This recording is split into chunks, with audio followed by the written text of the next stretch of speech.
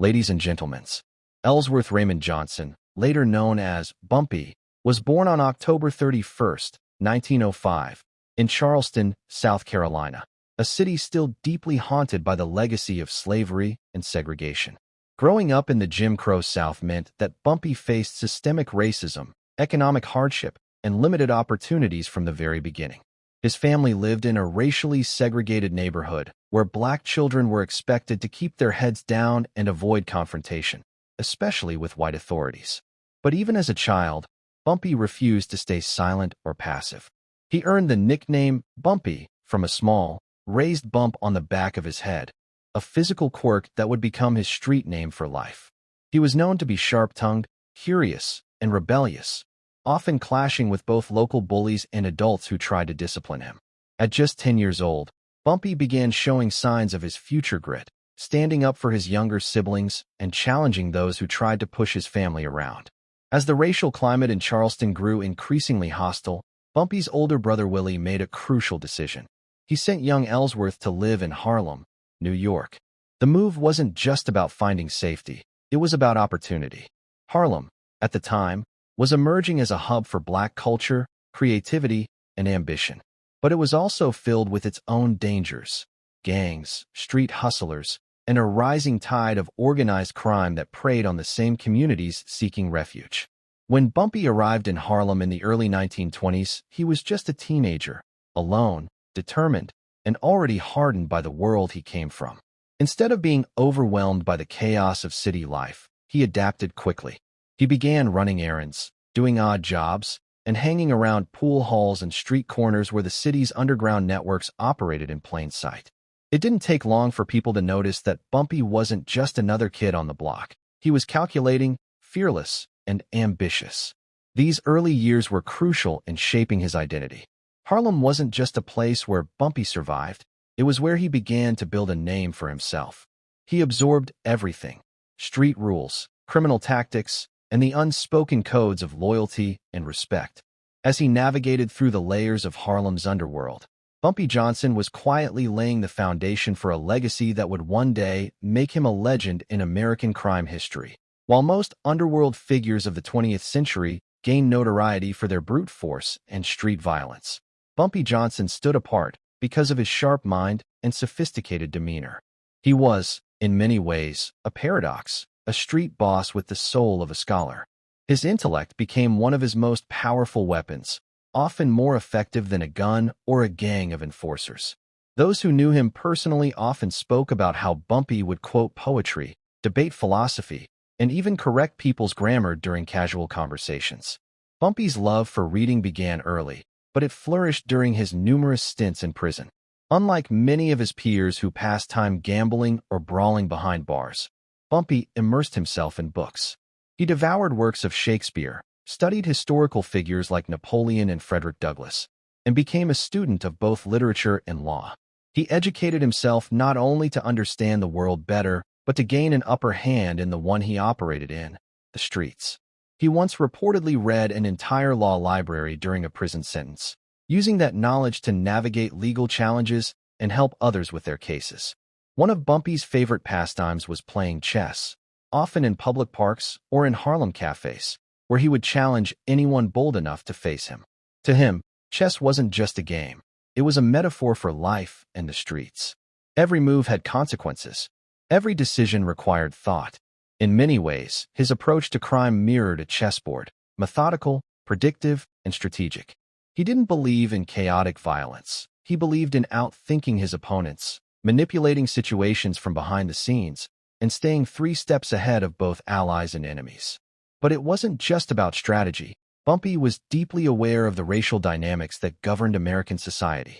As a black man in a world dominated by white-run institutions, including organized crime syndicates, Bumpy knew he had to be smarter, sharper, and more prepared than anyone else. His intelligence became a tool of survival, but also a form of resistance. He refused to be seen as inferior, even when dealing with powerful mafia bosses who looked down on black gangsters. Bumpy demanded respect not just through force, but through intellect, and he earned it. Behind his tailored suits and calm demeanor was a man who knew how to navigate multiple worlds. He could sit down with Harlem's poorest families and speak their language, then walk into a room full of mafia dons and command attention with nothing but his presence and wit. His mind became his greatest asset, allowing him to manipulate, negotiate, and dominate without always having to draw blood. Bumpy Johnson's rise to power in Harlem wasn't the result of luck or circumstance. It was the product of years of careful calculation, unshakable determination, and survival in a brutal world that demanded both muscle and mind. When Bumpy arrived in Harlem as a young teenager in the early 1920s, the neighborhood was in the midst of a cultural revolution. The Harlem Renaissance had lit a fire of creativity and pride in the African American community, but underneath the poetry and jazz was a shadow economy, a criminal underworld that quietly ruled the streets. During this time, the numbers racket, an illegal lottery system, had become Harlem's most lucrative enterprise. It was run almost entirely within the black community, offering working-class people a chance at fast money and small dreams in a world stacked against them. But where there's money, there's power, and soon, the Italian Mafia began to encroach on Harlem's turf. Organized crime figures like Dutch Schultz and Lucky Luciano saw the potential in Harlem's economy and sought to take control, often through violence and intimidation. Bumpy didn't start at the top. He began his criminal career humbly, running errands, collecting payments, and observing how the game worked from the inside out. He was taken under the wing of Madame Stephanie St. Clair, also known as the Queen of Harlem. She was a tough, fearless woman who ran one of the most powerful numbers operations in New York and fiercely defended Harlem's independence from outside control.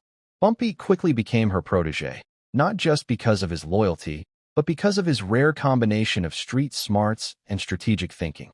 He became her enforcer, her advisor, and eventually, her successor.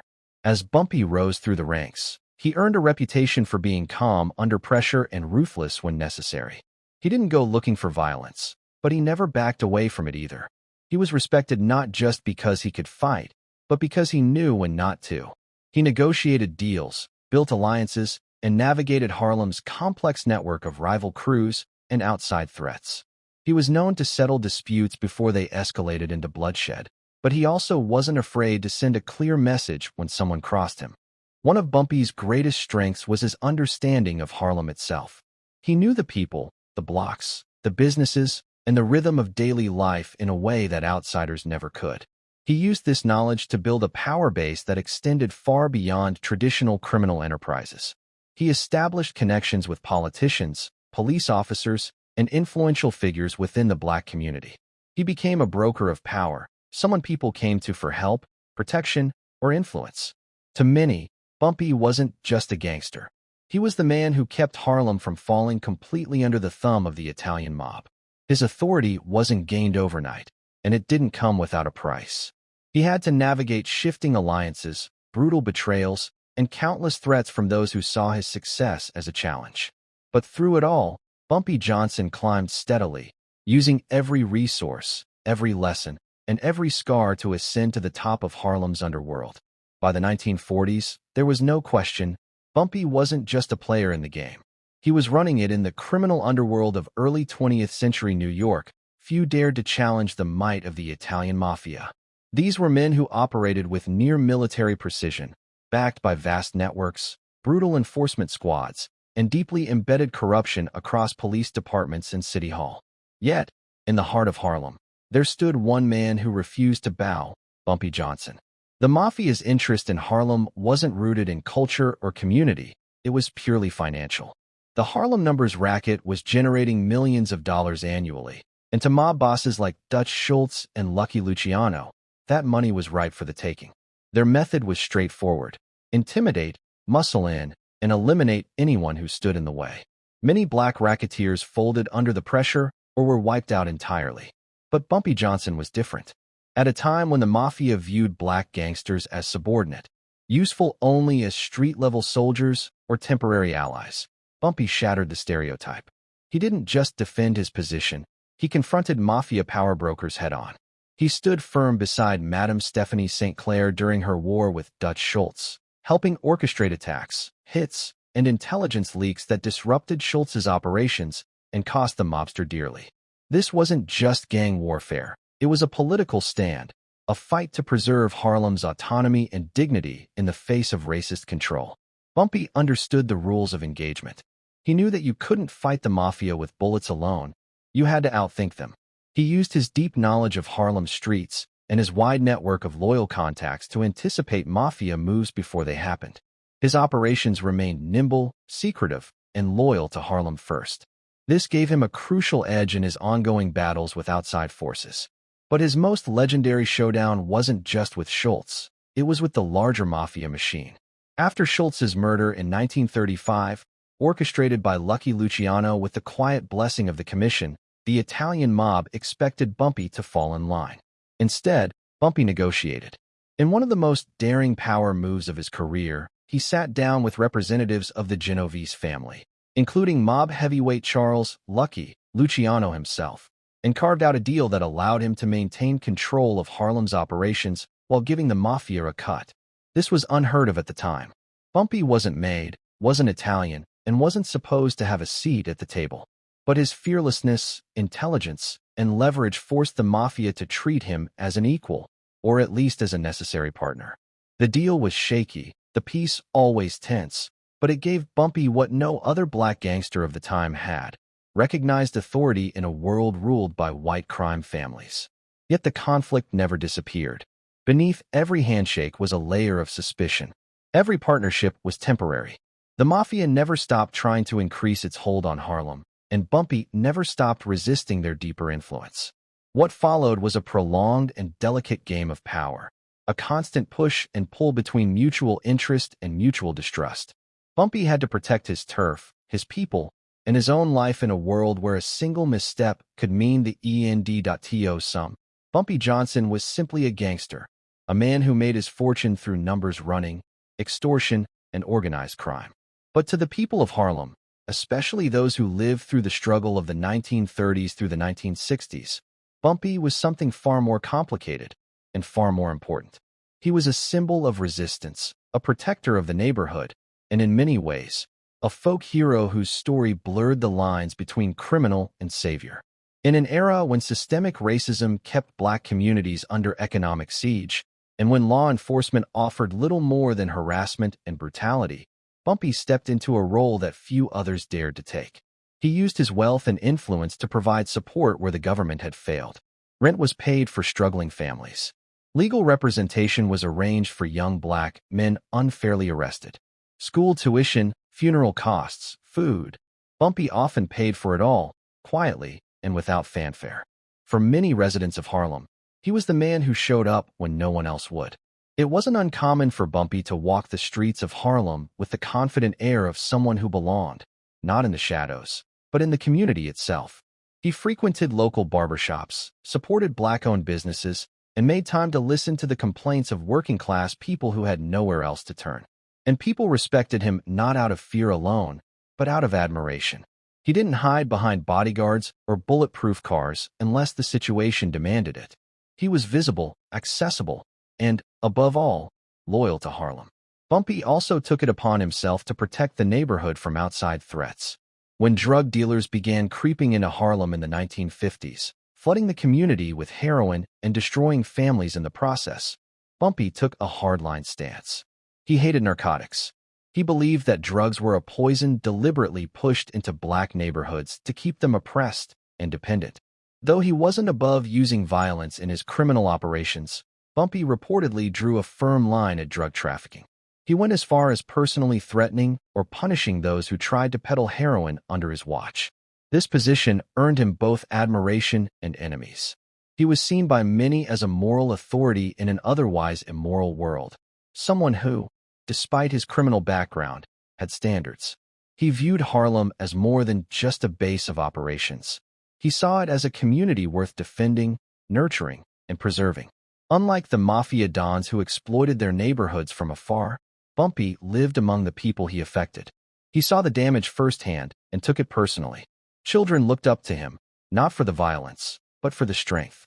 Elderly neighbors greeted him with warmth and trust.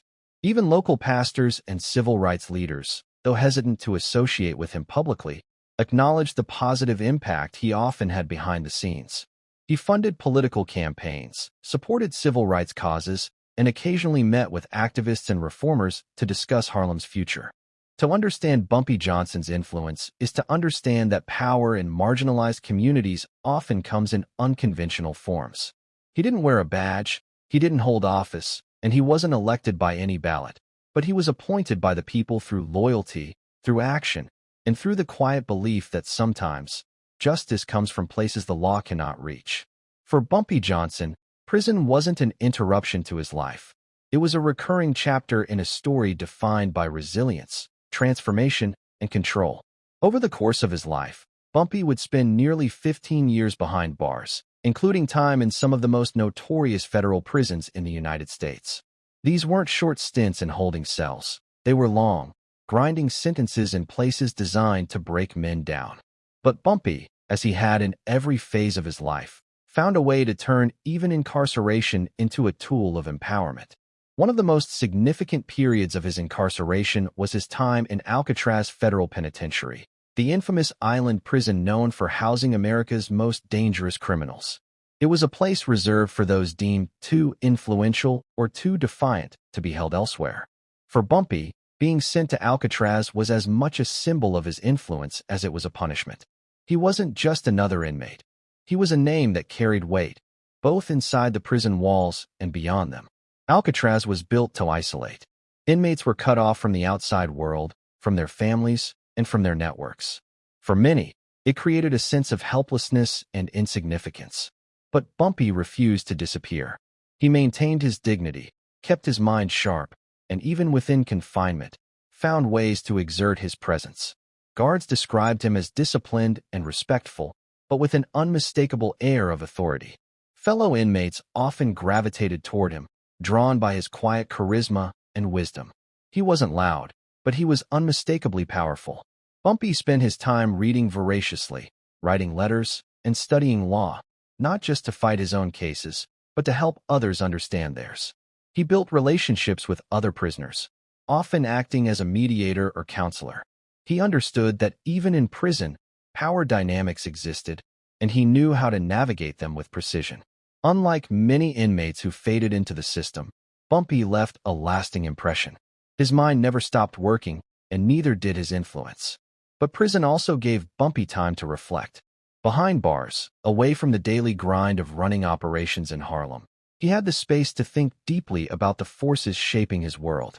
He understood that his enemies weren't just the rival gangsters or mafia figures. They were the institutions of systemic racism, economic oppression, and social injustice that made crime a viable path for so many black men like him. These realizations didn't change his involvement in crime, but they sharpened his understanding of it. Even after release, the scars of incarceration remained. Surveillance followed him. Law enforcement never stopped watching. They saw him not as a rehabilitated man, but as a threat waiting to reemerge. Yet Bumpy returned to Harlem each time with his head held high, stepping back into a neighborhood that hadn't forgotten him. If anything, prison had enhanced his legend. He wasn't just a man who beat the odds. He was a man who endured them and came back stronger. His time in prison was also marked by loyalty, both given and received. He took the fall for others when needed, kept silent under pressure, and stayed true to the codes he lived by. In return, his network on the outside stayed active, his territory remained protected, and his reputation only grew. In the underworld, honor meant everything, and Bumpy never allowed prison to strip him of his. Bumpy Johnson wasn't just a man of the streets. He was a man of the mind. Beneath his sharply tailored suits, beneath the hardened exterior forged by years in the Harlem underworld, was a brilliant intellect that set him apart from virtually every other figure in organized crime. He wasn't simply a product of his environment. He was a tactician, a scholar in his own right, and a strategist who understood the long game better than anyone around him. From a young age, Bumpy exhibited signs of intellectual curiosity. Growing up in Charleston, South Carolina, and later moving to Harlem, he was always drawn to words, ideas, and books. He earned the nickname Bumpy due to a slight deformity on the back of his head, but what really defined him wasn't physical, it was mental. In an era where formal education for young black men was limited and often disrupted by the pressures of survival, Bumpy educated himself. He read voraciously, literature, philosophy, law, and history. His prison stints, which might have destroyed weaker men, only gave him more time to sharpen his mind. His love for poetry was well known. He admired writers like Shakespeare, Nietzsche, and Langston Hughes. He could quote entire passages from memory, not to impress, but to make a point. His letters from prison often carried poetic reflections and philosophical musings. He even wrote poetry himself, expressing a depth of thought that few would expect from a man constantly portrayed as a street boss. This intellectualism wasn't for show. It was the foundation of how he operated. In the chaotic and often violent world of organized crime, Bumpy approached leadership like a chess grandmaster. He thought several moves ahead, understood how to leverage relationships, and rarely allowed emotion to cloud his decisions. When others reacted with brute force, Bumpy calculated the risks. He valued diplomacy as much as dominance. His alliances, whether with black numbers operators or even Italian Mafia figures, weren't just built on shared interests. They were constructed through careful negotiation, psychological understanding, and subtle manipulation. What truly distinguished Bumpy was his ability to read people. He had an almost instinctive grasp of human nature, knowing when to show kindness, when to instill fear, and when to simply listen. He could disarm rivals with charm or corner them with cold logic. He understood loyalty, and he cultivated it not through threats alone, but by making people feel seen, respected, and protected. That kind of leadership couldn't be bought. It had to be earned. His strategic thinking wasn't limited to crime. He understood politics, economics, and the social structures that governed Harlem. He knew that true power came not from ruling through terror, but from embedding himself so deeply into the community that removing him would cause more harm than help. He aligned himself with lawyers, journalists, civil rights leaders, and even certain politicians, always aware of how perception shaped reality. He played both sides of the system, one foot in the underworld, the other just close enough to legitimate power to make himself untouchable at times. Even law enforcement, who worked tirelessly to bring him down, grudgingly admitted that Bumpy wasn't like other crime figures. He was methodical, elusive, and disciplined. He kept detailed mental records of deals, debts, and alliances. He never relied solely on muscle. He surrounded himself with smart, loyal individuals who could execute his vision. Every move he made had a purpose. Every silence, every meeting, every word, all calculated. Bumpy Johnson's impact on Harlem and American culture extends far beyond the immediate power struggles of his lifetime. His legacy is complex, layered, and continues to influence how we understand the intersections of crime, community, and identity in urban America. Though his story is often told through the lens of crime and violence, Bumpy's true influence is much richer, encompassing social leadership, cultural symbolism, and an enduring mythos that resonates decades after his death. In Harlem, Bumpy became a figure larger than life, a symbol of resilience and pride during some of the most difficult decades for African Americans. His name was whispered in the streets not only with fear, but with respect and admiration. To many, he represented a form of resistance against the systemic racism and economic marginalization that defined the era. Unlike many criminals who sought to escape their roots or operate above the community, Bumpy remained deeply connected to Harlem. His loyalty to his neighborhood and his people forged a legacy that transcended his role as a crime boss. The way Bumpy conducted himself, blending violence with generosity, crime with community care, created a dual narrative. He was both feared and beloved. This duality made him a folk hero to some and a villain to others, but it undeniably humanized him in the eyes of many who lived through the same hardships. His life story challenged the simplistic stereotypes often imposed on black men in America, revealing instead a man who was complex, conflicted, and profoundly shaped by his environment. Beyond Harlem, Bumpy Johnson's influence extended into popular culture and media, becoming an enduring archetype of the black gangster with a code. Films, books, and television series have revisited his life, often romanticizing aspects of his story while exposing the harsh realities of his time. This has helped keep his story alive for new generations, sparking conversations about crime, race, and power in America. Yet even in these portrayals, the essence of Bumpy remains consistent. A man who navigated a treacherous world with intelligence, dignity, and an unwavering sense of loyalty. His impact also laid groundwork for future generations of Black leaders and organizers who saw in Bumpy a figure who wielded power in ways official systems would not allow. Some of his tactics, whether in negotiation, community involvement, or strategic alliances, can be traced forward into the civil rights movement and beyond, reflecting a broader understanding of leadership that operates both inside and outside formal institutions. Moreover, Bumpy's story offers a critical window into the relationship between crime and survival in marginalized communities. His life forces us to confront uncomfortable truths about the economic and social conditions that drive people to operate outside the law, and how these systems of power can sometimes replicate the very inequalities they claim to challenge. His legacy is a reminder that history is never black and white, but filled with shades of gray that deserve to be examined with nuance and empathy.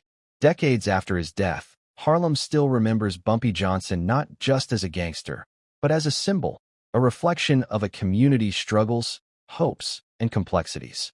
His influence remains woven into the cultural fabric of the neighborhood and serves as a cautionary tale and a source of inspiration, embodying the contradictions of power, identity, and survival in the urban landscape. In the end, Bumpy Johnson was more than just a gangster or a crime boss.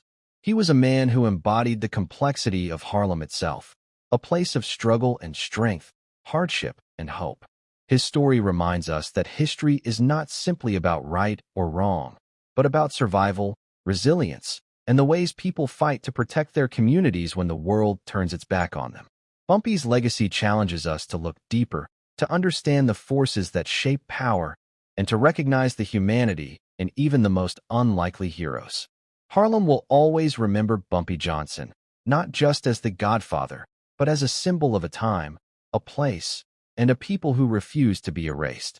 And in that remembrance lies a lesson, that true power is not just about control, but about loyalty, vision, and the courage to stand tall, even when the odds are stacked against you.